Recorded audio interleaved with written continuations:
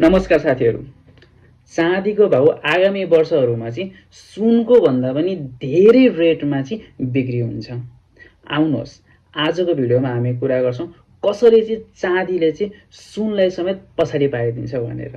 यदि तपाईँहरू च्यानलमा नयाँ हुनुहुन्छ भने च्यानललाई सब्स्क्राइब गरिदिनु होला र लाइक गरेर यो भिडियोलाई सपोर्ट पनि गरिदिनु होला। जसरी चाहिँ सुन रियर नेचुरल रिसोर्स हो त्यसरी नै चाँदी पनि one of the valuable natural रिसोर्समा नै पर्ने गर्दछ।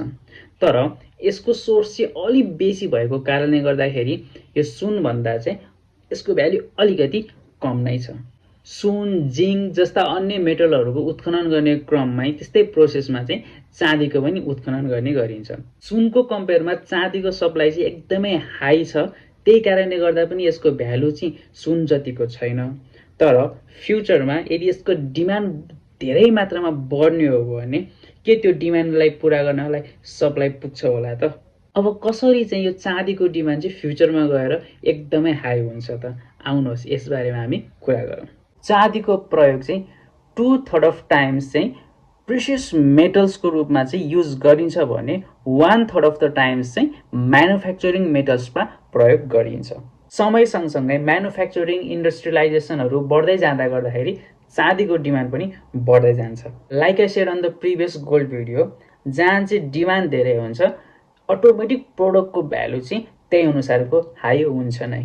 विश्वभरबाट एउटा रिसर्च गरेर लिएको एउटा डाटालाई चाहिँ हेर्ने हो भने चाहिँ सिल्भरलाई चाहिँ इलेक्ट्रिकल एन्ड इलेक्ट्रोनिक्समा चाहिँ 49%ले युज गरिन्छ भने सिल्भर बार्स एन्ड कोइन्समा चाहिँ 25.3%ले युज गरिन्छ।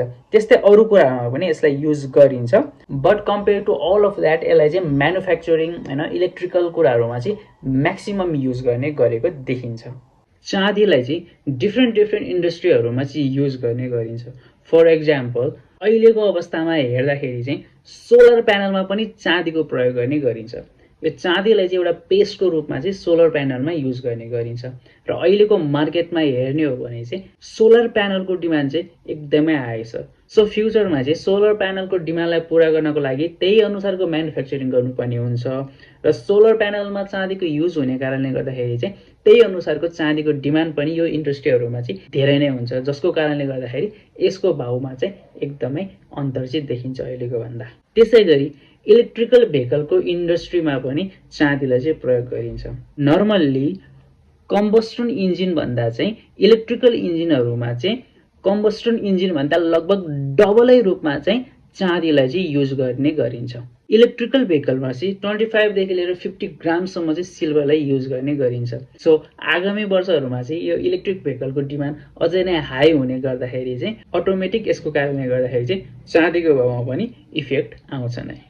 अब यो त भयो कुनै मेजर इन्डस्ट्रीहरू, त्यो बाहेक पनि अरू थुप्रै कुराहरूमा चाहिँ चाँदीलाई युज गर्ने गरिन्छ। जस्तै हामीले चलाउने डिभाइस मोबाइल फोनहरूमा भयो, ल्यापटप्सहरूमा भयो होइन, अरू थुप्रै ग्याजेटहरूमा पनि यसलाई चाहिँ युज गर्ने गरिन्छ भने कतिपय ठाउँहरूमा चाहिँ यो चाँदीलाई चाहिँ एउटा भाँडाको रूपमा पनि युज गरिन्छ। चाँदी चाहिँ एन्टिब्याक्टेरियल मेटलमा पर्ने गर्दछ।